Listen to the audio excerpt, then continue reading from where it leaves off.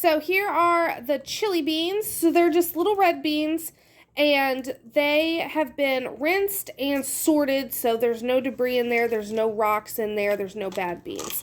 And then this is going to be a dry bean method of canning them. So what that means is I'm not soaking them. I'm not doing an hour soak on them. I'm not doing an overnight soak on them. All I've done is rinsed them. They are still raw beans. So the amount of beans that you put in your jar depends on the size of jar that you have. So for pints, I put a half a cup. For quarts, I put a full cup. And then for these pint and a halves, I'm going to do something a little bit in between.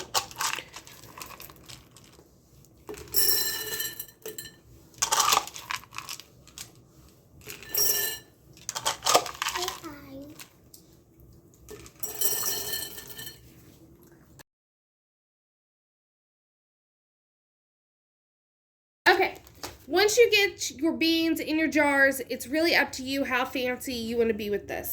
If you want to be fancy like me, I highly recommend it. For one, you won't regret it, but also you want to go ahead and do that part now before we add spices and water. So, I like to add a little bit of onion. I just have some quartered onion. I like to add a little bit to each jar.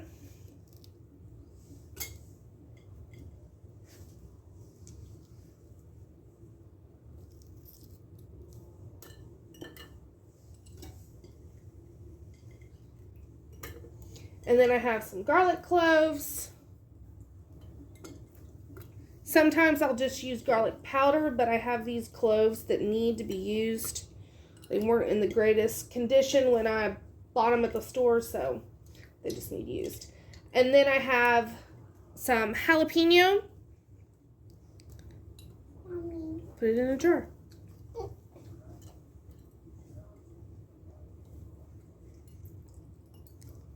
And then what I have here is a mixture of bell pepper and just sweet peppers from the garden on top, and then some spicy peppers on the bottom.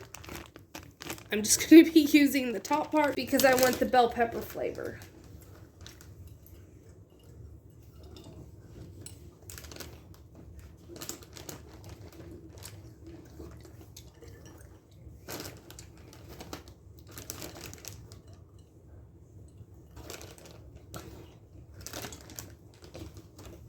That one.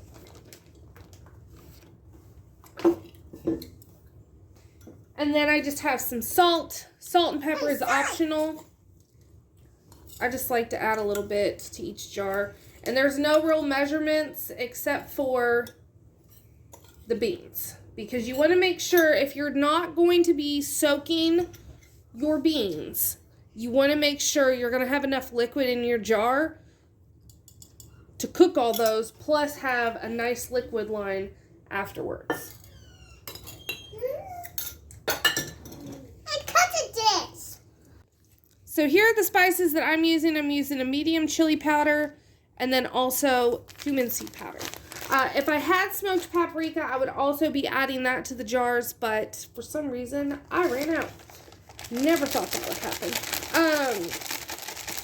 And these are usually in containers. If you want to see how I do my bulk spices, like how I store them, let me know down in the comments. It's super easy, and I do it really frugal.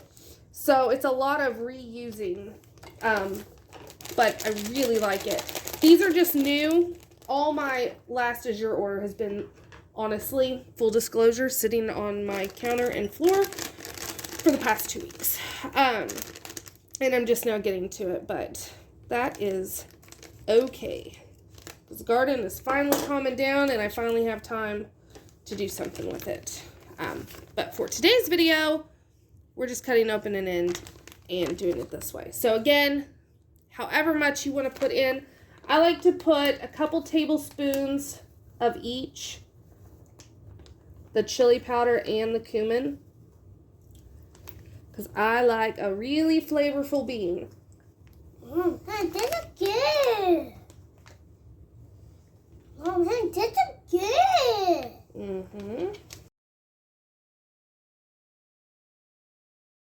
Okay, so this question gets asked a lot, so we're going to go over it real quick.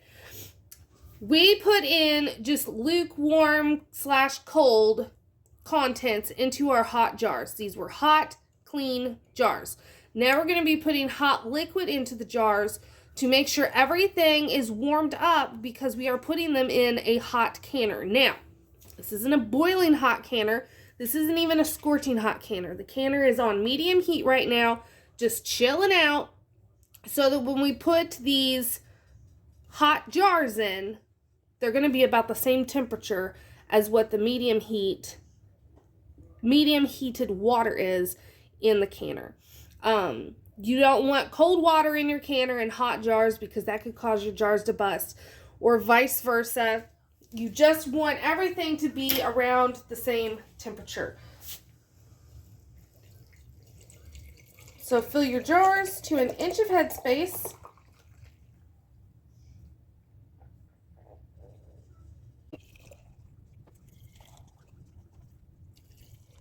Alright guys, so I apologize in advance, but apparently my phone decided to stop recording right in the middle of me telling you how to make these delicious chili beans. So, instead, I'll just tell you what I did and we can end this video.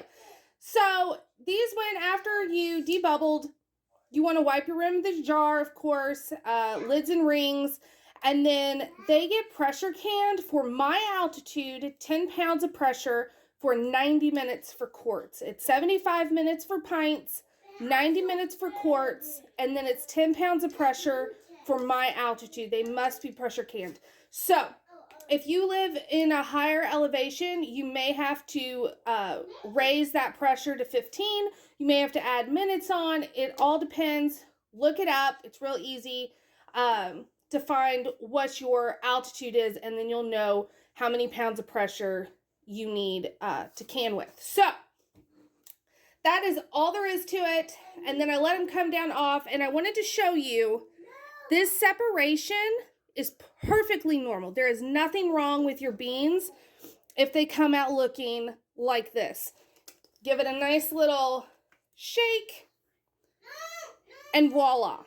Now it just looks like delicious chili beans. And that's with any of them. Like, it is so easy to get them not separated again. It's just from where everything was canned and rocking and rolling in the canner, it goes right back to the way it's supposed to be. Now, for those that might be like, you know, I don't really want, you know, a whole big chunk of pepper or a big chunk of onion whenever I'm opening up my chili beans.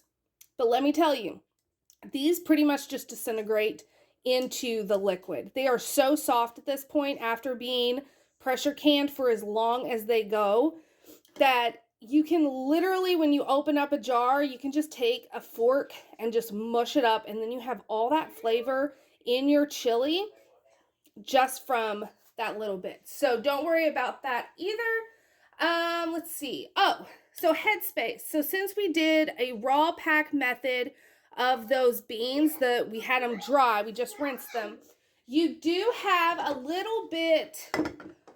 So like this headspace, that's pretty dead on. This headspace, pretty dead on. But then like this one, you can see it went down a little bit. This one went down a little bit. That is perfectly fine. We still have a really nice liquid line.